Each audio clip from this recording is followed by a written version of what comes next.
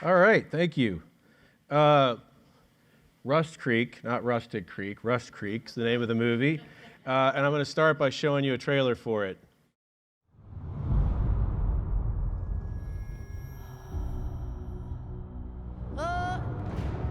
I'll take you someplace safe.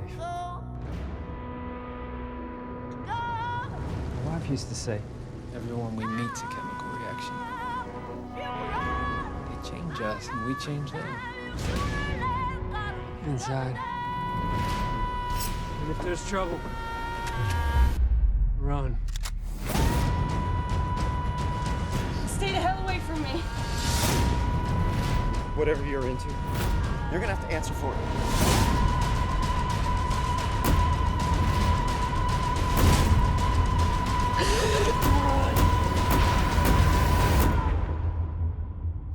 Ain't that the truth?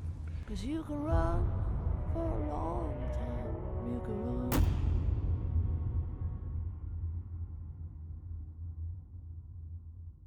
All right, so that's Rust Creek, and I'm Stu Pollard. Thanks again for having me. As Ben mentioned, we're going to have some giveaways afterwards. One of those things is a Rust Creek Blu-ray for those of you who actually still watch stuff on physical media. They also make great coasters. But we got quite a few of them. I got a nice deal with we actually got put out on Blu-ray, which in 2019 is a minor miracle for any film. But I'm a filmmaker, I'm a producer, I'm a bourbon enthusiast. I split my time between here. I have a house in the Highlands and Los Angeles, slightly different places. I have a small production company called Lunacy. And one of the things when Ben sent me this theme, which we'll talk a lot about today, I referenced our blog, which people give these talks and they reference books or whatever. I've never written a book. I've done a lot of teaching in my career, which we'll talk about, but I strongly encourage you to check it out because there's a lot of things that I found myself going back to and reading some of these posts on our blog to help me get through some useful information. At least I hope you'll find it useful today.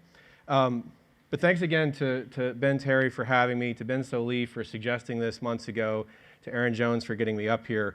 A lot of really, really amazing people have preceded me on this stage, and given what an incredible bastion of creativity I consider Louisville to be, and I'm from here too, remember, it's a real honor to be here.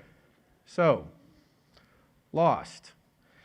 I think for most folks it probably connotates once you get the TV show and a few other kind of joke references away.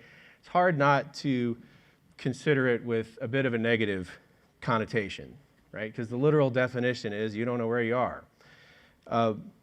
Creative types, however, are encouraged to view this word and the state of being, if you will, through a slightly more optimistic prism. It's like a talisman of vibrancy and vitality, an experience that recharges us and sets us off for our next discovery. We never should really feel lost as creatives, right? And we should never really feel alone. The uncertainty with what comes next, that's a gift, right? And that all sounds amazing, doesn't it? But let's get real. Somebody telling you that you'll figure things out when you're off your game doesn't always work. Somebody telling you that everything's okay when you feel like you've failed because you can't come up with your next big great idea doesn't make you feel better. And somebody telling you that you're not alone when you really feel that way doesn't always help. In fact, words like that sometimes can ring pretty hollow, make us feel even more misunderstood, crawl deeper into our holes, and make us feel even more hopelessly lost. And trust me, I speak from experience.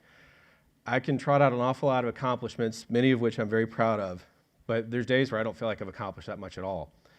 I'm extremely grateful for all the amazing people for whom I've collaborated and for all the friends and family who've supported and loved me over the years. But make no mistake, there's been numerous low points, plenty of times where I've second-guessed myself, and more than one occasion where I not only felt like I lost my way, but I'd lost my mind. For those people who know me the best, when they hear the name of our company, they think that it might apply to me a little too literally. And if you're wondering why film might put me in that direction specifically, I'll show you how somebody once presented the stages of production to me. Enthusiasm, chaos, panic, despair, persecution of the innocent, promotion of the competent. We had a lot of production people stand up when Ben asked for that, so maybe a few of you know what I'm talking about. So I'm not going to glamorize being lost today as some oasis of uncertainty where you get to lounge around until inspiration strikes. I actually think being lost kind of sucks. And don't get me wrong, you're more than welcome to spend all the time you want on the road less traveled and coloring outside the lines. But if for you, feeling lost means you're mired in a creative slump, or you're stuck in a rut, you can't come up with your next great idea, if in other words, you're simply not where you want to be, then something's got to change. And change is not easy. Sometimes it happens because of external circumstances. I'll tell you a quick story. I have two stories for you this morning. In the summer of '88, at the ripe old age of, what was I in '88? I guess I was 21. I just finished an internship with an advertising agency in Miami, Florida, and I was saying my goodbyes to all the people that had mentored me, and I was explaining to one gentleman in particular that I was going to wrap up the last week of my summer before my senior year of college by driving from Miami to Orlando to Washington to Louisville to St. Louis to Columbia, Missouri, back to St. Louis, back to Louisville, and back to D.C. He looked at me like he thought I was crazy. Then he stopped and said, "No, wait, you're 21. You think you're immortal." I didn't think too much of that comment at the time. 4 months later, Saturday, December 17th, 1988, I was at Georgetown. I was one of the last people left on campus. I was finishing up some term papers as part of finishing up that fall semester of my senior year. I was going to miss my family Christmas with my grandmother, my Granny Cat here, who was an amazing cook, by the way, an amazing woman, which was the next Sunday, the following day. I was going to take Monday and Tuesday, finish the papers, be a good student, do my work, take the drive home to Louisville, be home in time for Christmas Eve and all that. But something happened. I got ahead of schedule. I finished those papers late Saturday night. Professors' offices were open after hours because the school was open during exams, so I slid the papers under the door. I got back home. It was like midnight. I was like, I can pack a quick bag. I can jump in the car. I can be in Louisville by 10 o'clock the next morning, grab a quick shower, and I can be to Grandma's in plenty of time to enjoy that amazing family reunion and her cooking. Turns out this was not a good idea for a couple of reasons, not the least of which it never dawned on me that despite the number of times I'd done this drive in the 4 years I'd been going back and forth from Louisville to Georgetown, I'd never done this drive at night. So a town like this, Grantsville, which is in the middle of eastern Maryland, which sits on top of the Eastern Continental Divide, looks like this at night. Actually, that's the closest I could find on Shutterstock to recreating my memory. I realized about 2 hours into this drive, 3 hours into this drive, that I was in the middle of nowhere. I had not told anybody that I'd left. I didn't tell anybody to expect me. I didn't even know if I was on a road, and I was the only car that I found for miles. Friggin' brilliant, right? Suffice it to say, that was the last time in my life I felt immortal. Put another way, that was the first time in my life I thought I might die. And you can imagine that from that point forward, I had a pretty different outlook on life. Things changed.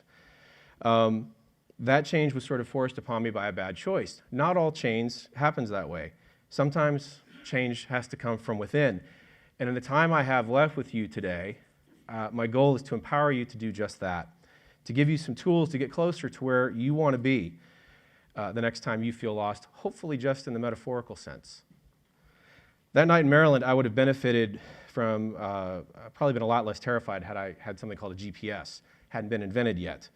So what do we do in 2019 when we're in a similar spot creatively, when we're battling feelings of uncertainty, doubt, and confusion? How do we channel those feelings into something positive or maybe even dispel them altogether?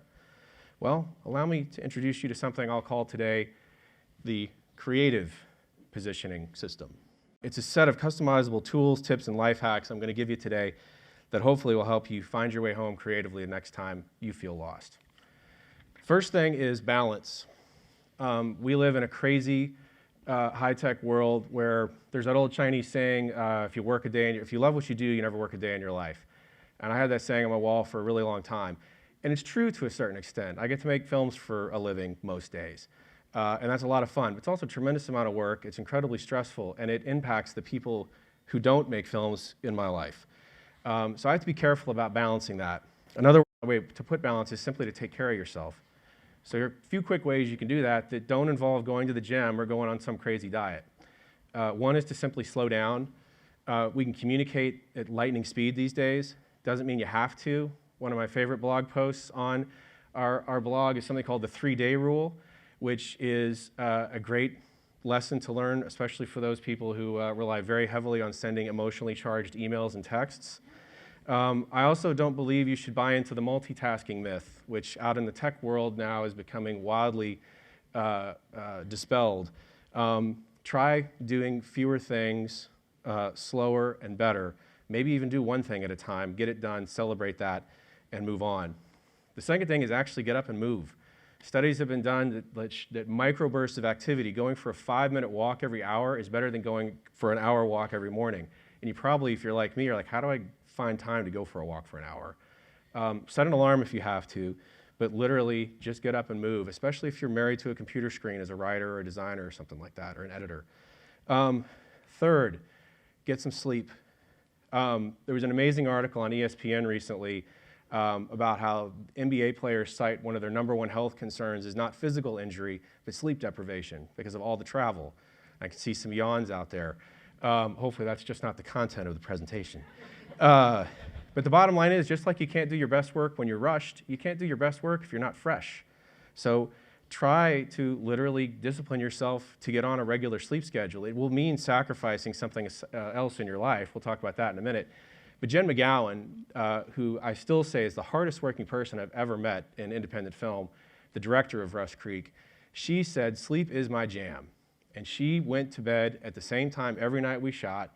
She was the first person on set and was super, super charged every morning. And it's just, and how well she took care of herself is just one part of what makes her a great director.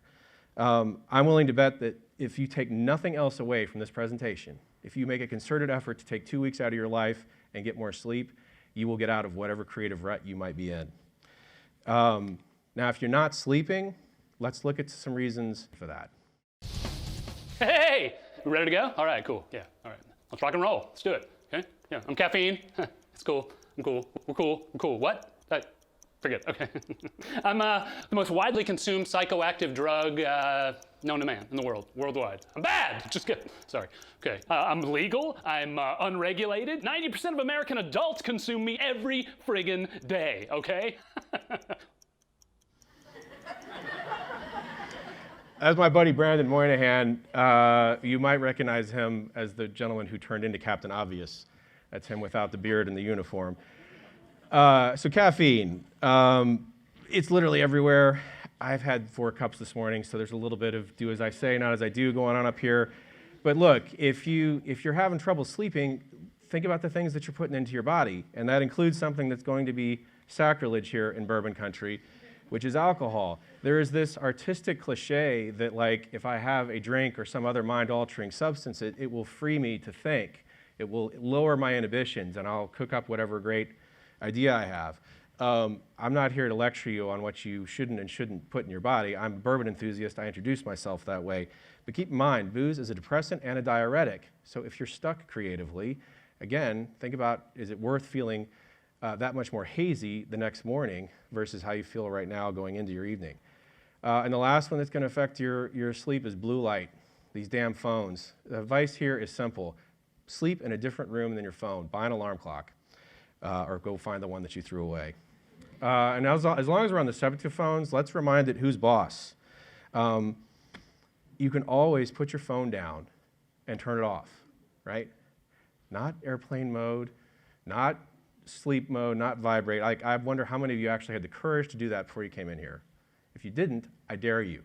I dare you to turn off your phones. See what happens over the next 20 minutes if you survive. There will literally be text and emails waiting for you when you turn it back on. 4 big upsides slip there to unplugging. One is you'll live more in the moment. You'll pay more attention to what's going on around you. That might allow greater focus on whatever problem you're trying to solve, greater potential for imagination, daydreaming, and creative thought. You'll activate all of your senses. Those poor senses, taste, touch, and smell, are woefully neglected when you spend all that time on your phone. It'll help you take a break from social media, which we all spend too much time on. And you'll engage more with humans, people.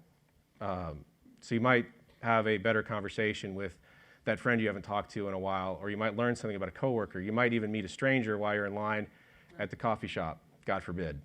And friends, real people, real human connections, I think is something that we're all sort of desperately short on right now. And as creative people, we need each other. That's a big part of the mantra that we were introduced with. So that's part one, balance. Second one, break free of your comfort zone. Let's get you out of whatever rut you're in by trying something different. And I will tell you a second story about being lost. This one's more of a psychological version of it. In 2005, I had finished my second film as a writer-director. It was a film called Keep Your Distance, shot here in Louisville. And going into this film, I had very lofty expectations because my prior film, Nice Guys Sleep Alone, had done pretty well. We'd sold it to companies that you'd heard of, like HBO, and companies that you hadn't heard of in the year 2000, like Netflix. So I was pretty cocky going into Keep Your Distance. I made a couple of significant mistakes on that film, not the least of which is I took for granted that all the things I did right on the first one would break right on the second one. And it didn't work out that way. So by the time Keep Your Distance was running its course, I knew full well that it wasn't going to make its money back. And one of the things we have to do as independent filmmakers is own that. So I had to go to one of my largest investors, a very prominent businessman here in Louisville, and basically tell him, tail between my legs, you're not going to get your money back. Well, that's too bad, he said. But you told me it was risky, so I invested appropriately. As far as I'm concerned, you did exactly what your plan promised you'd do. My wife and I actually really enjoyed the movie, by the way, so you should be proud of what you did. This was not what I was expecting to hear. So as long as he was kind of on a roll, I said, do you have any advice for me? He goes, well, did you learn anything from this experience? You spent like 2.5 years making this film. And I was like, yeah, sure. How much time you got? I could talk to you all day about how much I learned. He said, go teach. And that was life-changing advice.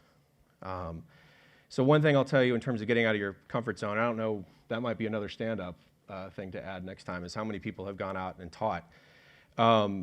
I think there's 3 huge upsides to teaching, and I'll preface this by saying there's that nasty adage out there that those who can't do teach. And when this guy who was a Fortune 500 CEO tells me you should go teach, and oh, by the way, when I was starting this company, I was spending nights down at Junior Achievement teaching young people how to start a business, that was pretty inspiring.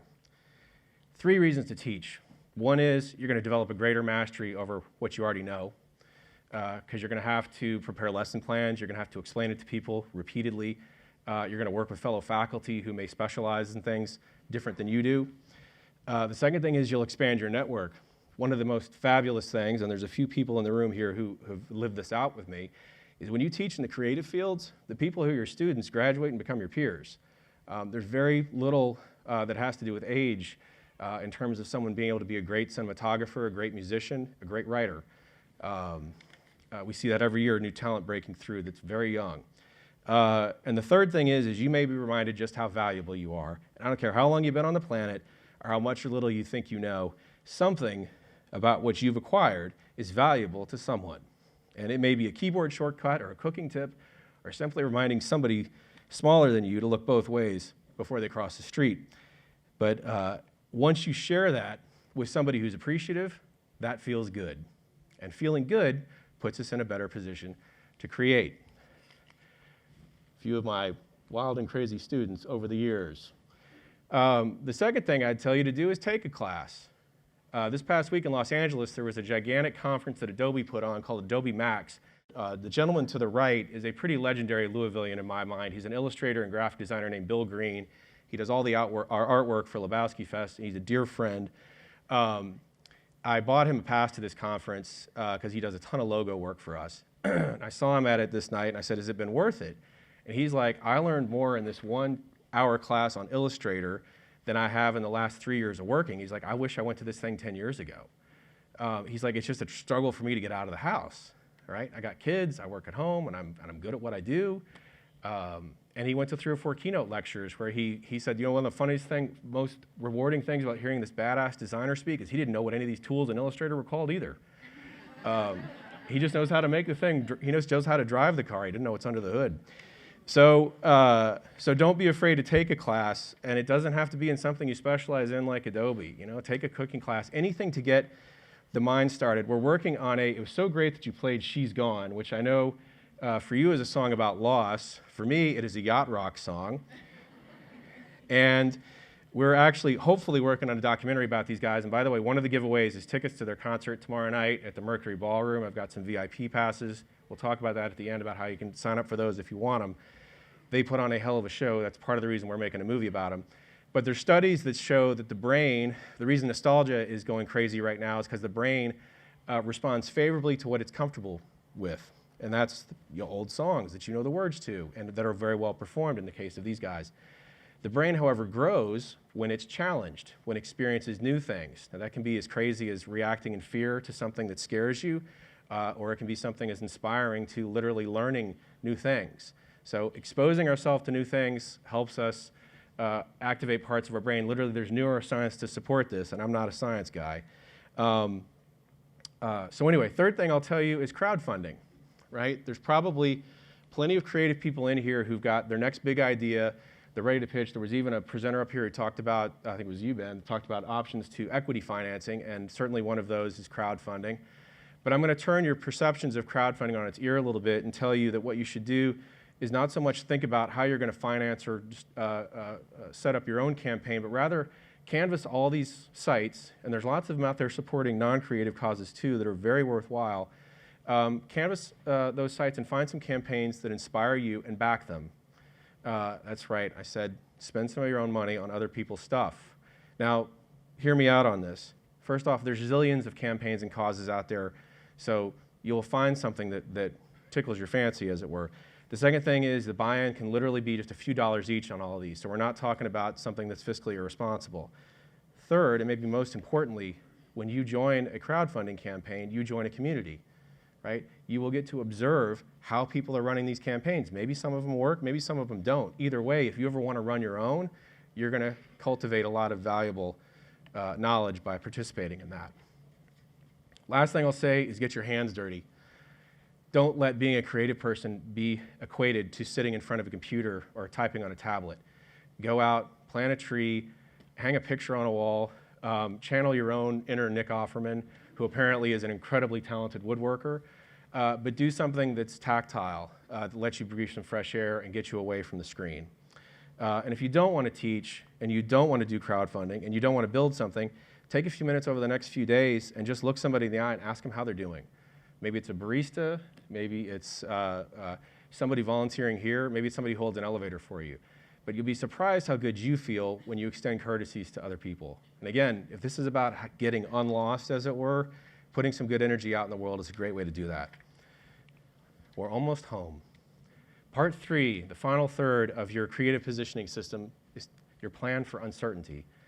As I said, I'm not going to glamorize uncertainty, but it's absolutely real and must be acknowledged. And as creative people, our careers are far more susceptible to it than others.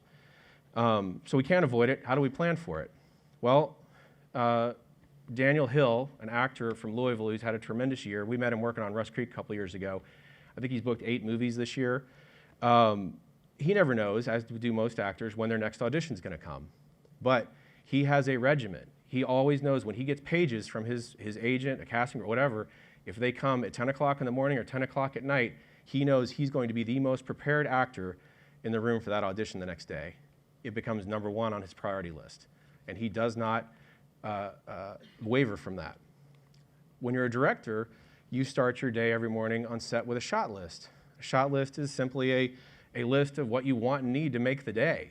But sooner or later, especially on independent film, and a lot of times in Louisville, the reasons the studios got built in Hollywood is it's always good weather out there.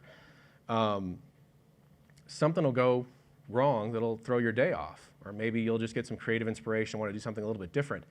So a shot list is a plan that allows you, it has everything you want on there and everything you need on there, right? So if something goes off, you can sort of calibrate in the middle of the day and hopefully get home in terms of what you need. So in terms of how this translates to things we can do to plan for uncertainty, the first thing I'll tell you is come up with some productive routines. Developing healthy creative habits will help you consistently produce. Julie Cameron, in her book, The Artist's Way, says you should just get up every morning and write 3 pages of stream of consciousness, right? Just so you're generating something consistently, right? Using that muscle, right? Putting something out. Any good writer out there knows that the key to writing is rewriting. So understand that, and you need to pick your time when you do this judiciously, and I don't need to tell you the mornings are a hell of a time to do it, right? That's when the fewest distractions exist. Set some goals. You can't hit what you don't aim at. Just be careful that these goals are passion infused. We need to be pursuing something that we love. If you're not, if you're pursuing financial, if you're pursuing, I want to live in a bigger house, or I want to be more popular, or be more famous, all those goals are byproducts, hopefully, or can be byproducts of a goal you achieve doing something you love. If you pursue those solely, I've found there's a lot of people in my life who've pursued them that they end up being kind of empty doors once you get there. On the subject of being happy, and on the subject of playlists, I didn't know where to put this part into my presentation. So for those of you who believe in the power of music to change your mood, I thought it'd be fun to crowdsource today and give you a place on our website where you can go and put down any songs that you think are your happy songs, or songs that you just think are awesome and get you out of your funk. Maybe it's a driving tune, whatever. lunacyproductions.com/songs. We will send you I'll send Ben the list and he can distribute it to you later. There's no segue here, I just didn't know where to drop this in. The last thing is cultivate your community. Your community is made up of where you spend your time and who you spend it with. And choose wisely. We accumulate things like fans and likes and subscribers like currency these days, but none of those really have any significant degree of depth. You only need a handful of people from which to base to create a great foundation of your community on.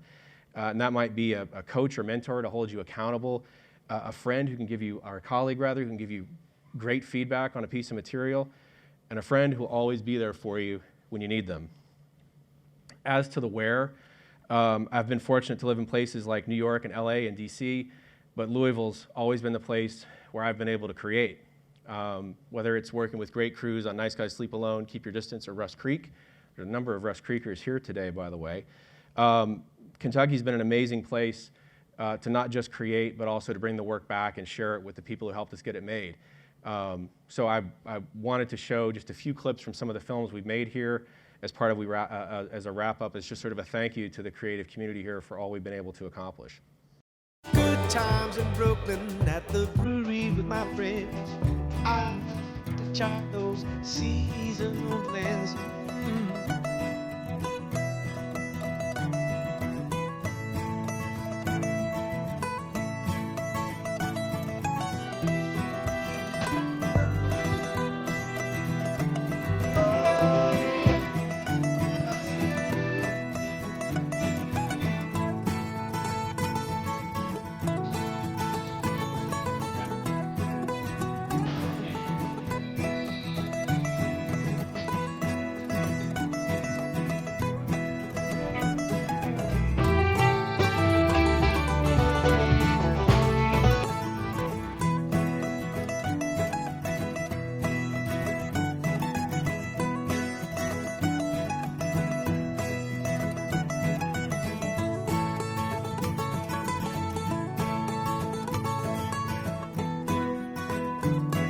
So there you have it.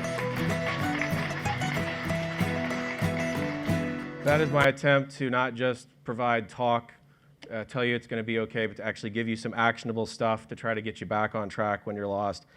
I'll offer you one more wrap-up tip here, and that's perspective. Because I will stick to my initial position that being lost sucks. But it is a temporary condition. And it's usually, almost always, followed by relief, euphoria, or calm that comes with breaking out of that slump and finding your way out. When you do, take some note of what happened to you when you were lost, how you changed, what you learned. That night I got lost in the snowstorm. I carried that story with me for years. That feeling of a young person instantaneously falling from invulnerability to feeling very mortal, feeling like they might take their last breath, stuck with me for a long time. So long that in 2012 I pitched it to a writer named Julie Lipson, and that's the seed of what became Rust Creek. I met Julie because I was teaching at USC, a place I would never have been if I hadn't got that great advice from that investor. So those are 2 times I was pretty damn lost in my life that somehow converged and helped conspire to make a movie, help create a production company, and lead me to where I am today in front of you. So the next time you're lost, don't give up. It's a recurring but temporary condition that's part of the life we choose. And if things ever really get bad, now you've got your creative positioning system to help you find your way out. If nothing else, I hope this helps at least a few of you take your next steps, even if we're not sure exactly which direction they might be in. Thank you very much.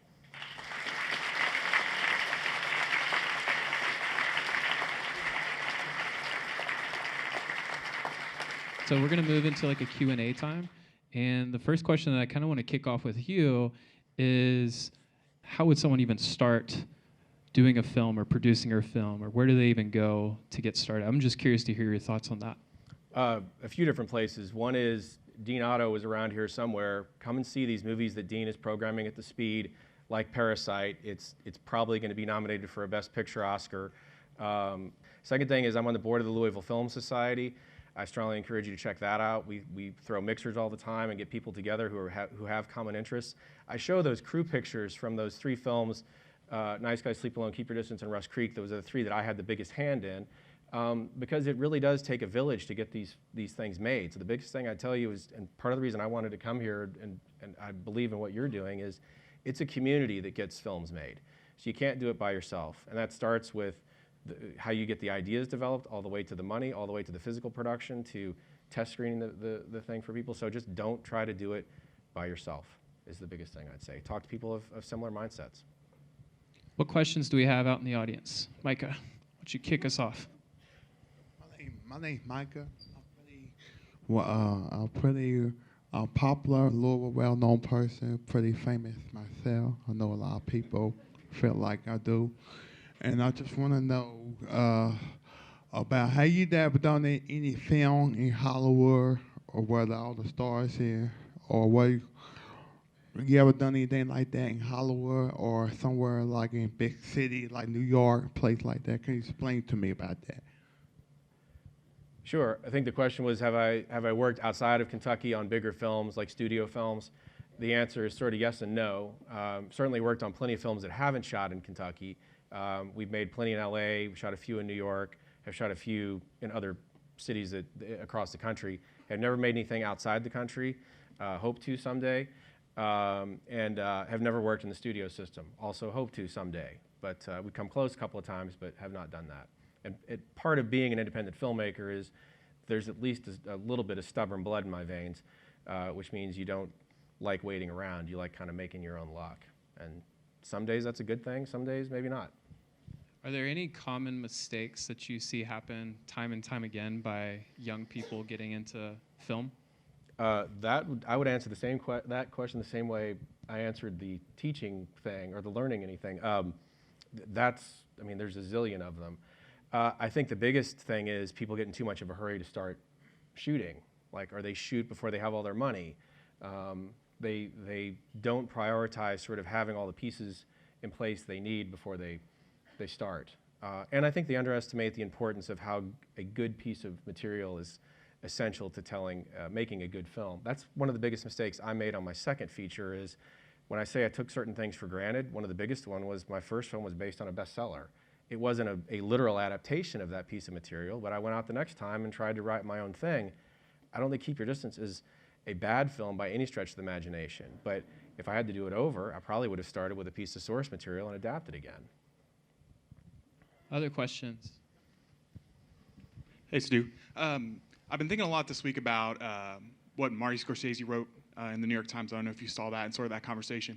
And I know a lot of younger people are really prone to kind of engage with the film industry through Netflix and streaming things. And I'm interested in your opinion as an independent filmmaker on what us younger people and people who may not be as familiar with the traditional film industry can do to promote independent film and just the greater cinema as a whole.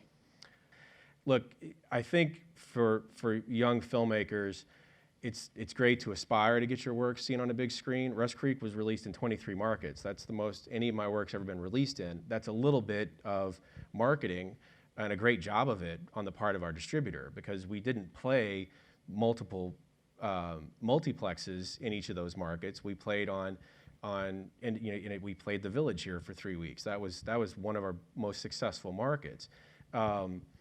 The reason that the distributors put movies in theaters these days is to get reviews, and also to drive performance on the online platforms. That's where all the money is now. So I think that the idea is, at the end of the day, if you're a storyteller, you want as many people as possible to see your story. And I think we're at an age now where it's like it really needs to be by any means necessary.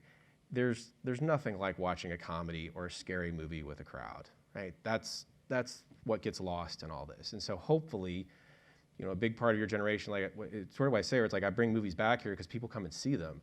It's like that's a big part of what completes the circle for me. So I think if you all can be committed to going to see movies in theaters, like here at the Speed, it's like, as long as the screens are there, there'll always be a chance for great work to shine through and get seen on the big screen. So I don't know if that fully answers your question, but that's a stab at it. Any other questions in the audience? Yeah.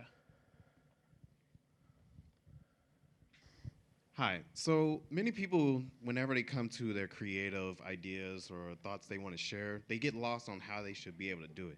And one of the best ways is to express it through films or photography and all that. So I was curious, what made you get into the whole industry? What's your name? Anthony. Anthony, you all ask me questions that are like, you're going to get way too long answers. And the clock stopped. I kept looking at this presentation. It was the time of day, not how long the presentation had gone. So I was like, I lost all sense. I got lost up here presenting. I hope it didn't go on too long.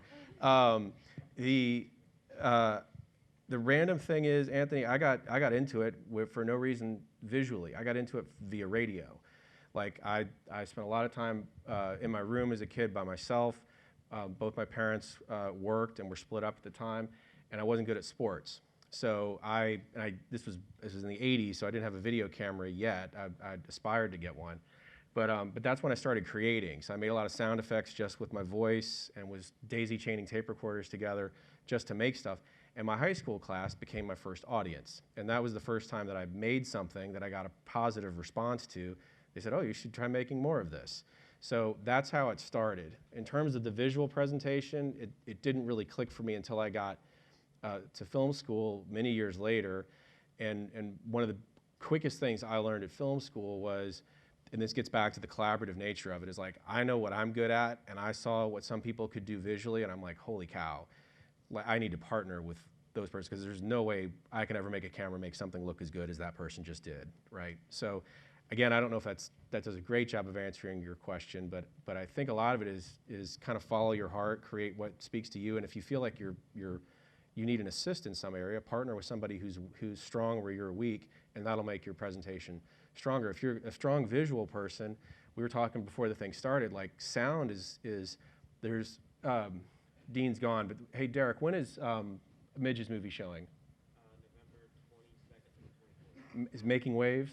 There's an amazing documentary that will get nominated for an Oscar made by a USC professor called Making Waves. It's all about sound design in film. And it is an unappreciated, unloved aspect of filmmaking, and this movie will make you cry. It is so well done and so appreciative of how good sound. It's like a shot being out of focus. You get irritated when shots are out of focus. You also get irritated when there's bad sound. Like when there's good sound, you tend to not appreciate it as much.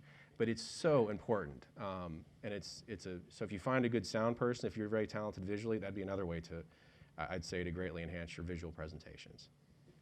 One more question. Hi, I know we met this morning.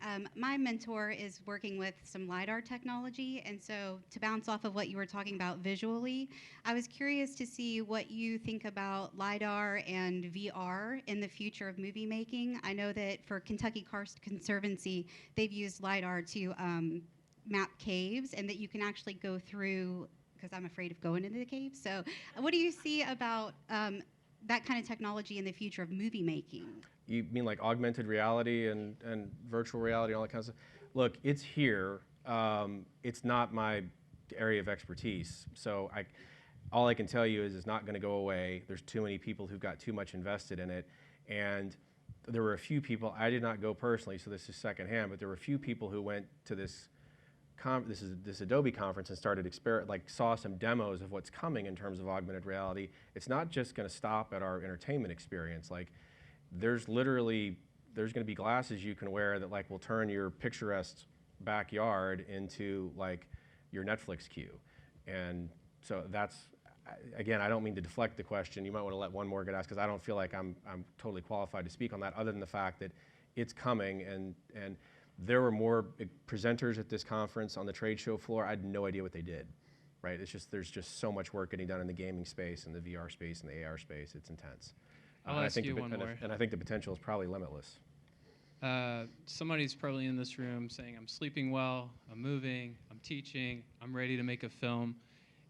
Pull the curtain back and tell us, if I was going to do a short film, 15 minutes, what budget should I be raising? If I'm going to do a feature film, how much should I be raising for a feature film? Just a rough estimate. Impossible question to answer having not seen the script, but the easy way to answer that is to simply say, on the short film, you're probably not going to make that money back regardless of what happens. So you should just spend whatever you think you can responsibly raise. Crowdfunding is great for that because it is transactional by nature. You have to give whoever's contributing to your campaigns usually something tangible in return for what you raise. But just be responsible. Don't overspend. I'd say the same thing is scalable on the independent film level, with the exception that if you can create elements of the package that's going to go out and potentially finance the picture that allow you to operate at a larger budget, then by all means you can raise that money. But it's extremely difficult to get a return on investment when it comes to independent films. So part of the way we've been successful at it is to make sure it's just what that guy said when I met with him 15 years ago. Look, don't invest more than you can afford to lose. So for anybody out here who's considering an independent film investment, it's like, invest at a level where you're doing it not as philanthropy. Hold the filmmaker's feet to the fire like you would any startup investment. Make sure they have a plan for how they're going to monetize the product when it's done. But don't put in thinking it's going to be all wine and roses, as they say. Well, thanks so much, Stu. This was super helpful. Give it up for Stu. Thank you. Hope it was useful.